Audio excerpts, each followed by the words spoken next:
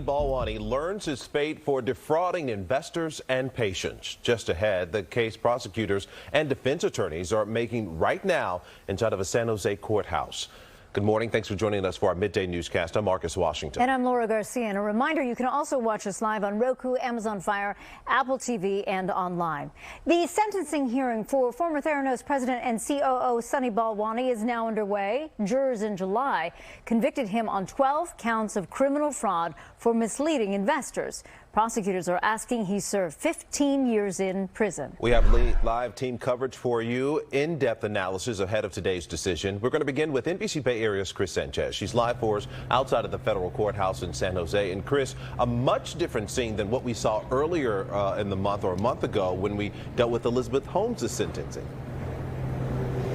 Yeah, it was a very different scene outside the federal courthouse here in San Jose as Sunny Balwani arrived for sentencing than it was a few weeks ago when we saw Elizabeth Holmes come for her sentencing. Far fewer people, far fewer members of the public. Another big difference is that though he was convicted on more charges, his attorneys are asking that he do no prison time. Now, this was him arriving this morning with his attorneys, and again, fewer people out in the crowd. Balwani was found guilty on 12 counts of wire fraud and conspiracy against investors and patients because of Theranos' claim that its blood testing technology could diagnose more than 200 diseases from a single drop of blood. Theranos founder Elizabeth Holmes was convicted on just 4 charges. Now, the reason that his lawyers are asking for probation is because he invested his own money, $5 million, and they claim he never used Theranos to gain fame and fortune. They also say his punishment already includes the loss of money, his reputation, and the ability to work. On the other side, federal prosecutors are asking for 15 years behind bars and $800 million in restitution. The probation department's recommendation that the judge will also consider is 9 years. Sunny Balwani will be sentenced by the same judge who sentenced his former business and romantic partner, Theranos founder Elizabeth Holmes, to more than 11 years on 4 fraud-related felonies against investors. Balwani joined Theranos 6 years after it was founded and stepped down after federal regulators started investigating the now defunct company. Again, as we mentioned, not the same crowd as we saw with Elizabeth Holmes, but we did see one curious onlooker, a retired attorney who's here from New Jersey. Curious. Morbid curiosity. I've been following this, as most people have, the TV show, the book, the articles, the business media, and it's fascinating the level of the fake it till you make it culture that's pervasive in this valley, and it's epitomized in this case to a great extent, to the point where it's maybe we've seen the end of this sort of attitude, and people will start doing their due diligence before funneling millions and billions of dollars into these enterprises. Now, to be clear, that retired attorney is not here specifically for this case. He happens to be in town, but did make a stop here. And we have seen a lot of people coming in to watch this case because of all of the media coverage that it got, and because of the fact that Elizabeth Holmes really did draw so much attention. Sunny Balwani did not draw the same level of attention. He did not even testify in his own case. He is upstairs now, though, with his attorneys waiting to hear his fate, and we are waiting to hear that as well. In San Jose, Chris Sanchez, NBC Bay Area News. Yeah, certainly not a big frenzy outside, but certainly a lot of interest still in this case. Chris, thank you. No cameras are allowed in the courtroom, but our own Scott Budman is in the courtroom, and he has been tweeting out this morning. This is his latest tweet just moments ago. Surprise, Balwani defense brings up media mogul Rupert Murdoch, who invested $125 million into Theranos because of Elizabeth Holmes. Says we have no idea why Rupert Murdoch invested in Theranos. Because of that, the government has not met its burden of proof. This is in regards to Balwani's defense team trying to separate their client from the company and its CEO. quoting there, Mr. Balwani in a very different situation than Mrs. Holmes. They're trying to distance themselves.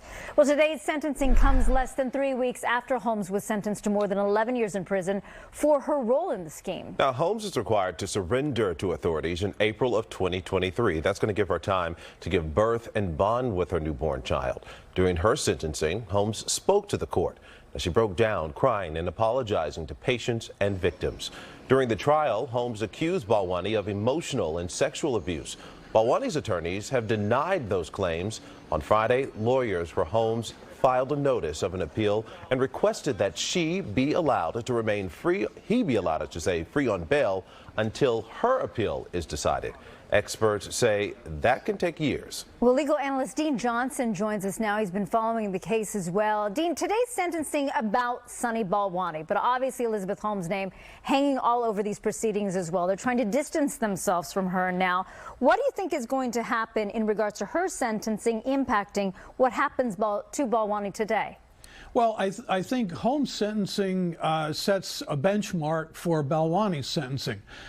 She was sentenced to 11.25 years. I think that's about as low as the judge is going to go with Balwani. I don't see him being any more lenient to Balwani than he was to Holmes. The real debate that's going on here, and I can tell from Scott's references to what's being said in the courtroom, is whether Balwani will be sentenced to any more than Holmes received. And there are really two subjects to be discussed. First of all, whether Balwani was, if you will, the adult in the room. He was the one who was the organizer and the leader of the conspiracies with which they were convicted. And also whether his conviction for defrauding patients raises the specter of a risk of death or serious bodily harm from a misdiagnosed medical procedure. Both of those could enhance his sentence considerably. Now, I know we were talking about that. The same judge here dealing with that. He was charged, or at least he's convicted of more charges here, 12 to her 4. People who may not know, does that play a factor in how much more time you get? You say you don't see the lenience there, or he will be any more lenient, but how would that actually play out? Yeah, the sheer number of counts doesn't make a huge difference because under the sentencing guidelines, all the counts are kind of grouped together. But what does make a difference is that having been convicted of defrauding patients, it raises the specter of what we call non-monetary harm, which is a nice way of saying that Balwani knew that this procedure didn't work, and there was a risk that misdiagnosis or a false negative could cause somebody to either undergo a medical procedure or not undergo treatment for a terminal disease. So he was risking death or possible bodily harm to these patients. That raises the sentence exposure considerably if the judge finds that's true. And of course, Balwani's attorneys say that that's not true. He didn't. He wasn't negligent as regards that risk. He simply thought there was no risk, and when he was making presentations, he thought that the procedures actually worked. Prosecution asking for at least 15 years here. The judge, of course, can go over that. What do you think is going to play out? I think it's going to be 15 years. If the judge finds both of these sentencing enhancements, the sentencing guideline could go over the cap of 20. I don't think the judge is going to go to that statutory maximum of 20 years. He might think that Balwani deserves it, but he's going to look at the prosecution's papers and say these are the advocates for the government. They're only asking for 15, so I think that's fair. And I think that's where it's going to settle down. Do you think Balwani will have more time, just like Holmes? I know she's going to have time before she has to report to jail because of the pregnancy and bonding with her child, but do you think he will get some time before he has to report? Oh, yeah, no question about it. I'm sure his lawyers have already prepared the necessary documents to notice the appeal and ask for a stay pending appeal. And as we said at the beginning, those appeals can take years. We've seen a preview of the issues that Holmes intends to raise on appeal.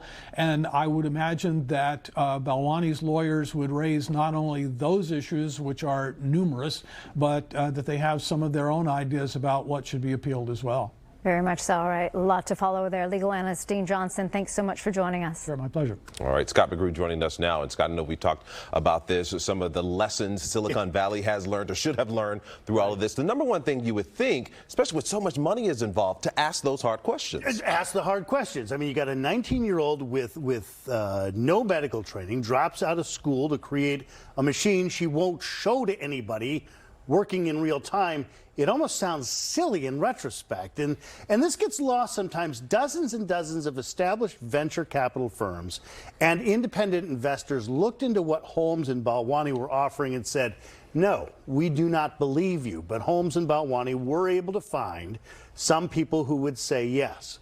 I spoke with the venture capitalist Steve Saraskino about the recent fear of missing out and how it leads people astray. In the case of Theranos, there are very few known institutional investors. Most of the institutional investors that looked at that asset passed. FTX was different. I think the biggest difference, though, is the market. The market at that point in time, it was driven by fear of missing out. It was driven by exuberance and other factors. Now there you see Sam Bankman-Fried, the head of FTX. SBF, as he's known, has not been charged with anything so far. There is money missing, and it tends to attract prosecutors. So once again, Silicon Valley maybe not learning its lesson. Theranos was years ago, FTX right now. Fear of missing out. FTX money, in this case, it's so much more than Theranos as well. It's a staggeringly more. CNBC estimates that investors in Theranos lost about $945 million. $945 million. With FTX, we don't know yet, but we're ballparking $3.5 billion. Yeah, I mean, when you say the number billion, I'm like, wow. Okay, so in that case, a big venture firm did invest in that. Sequoia did. So this is the one example. In the case of Theranos, it was smaller investors, generally speaking, some venture.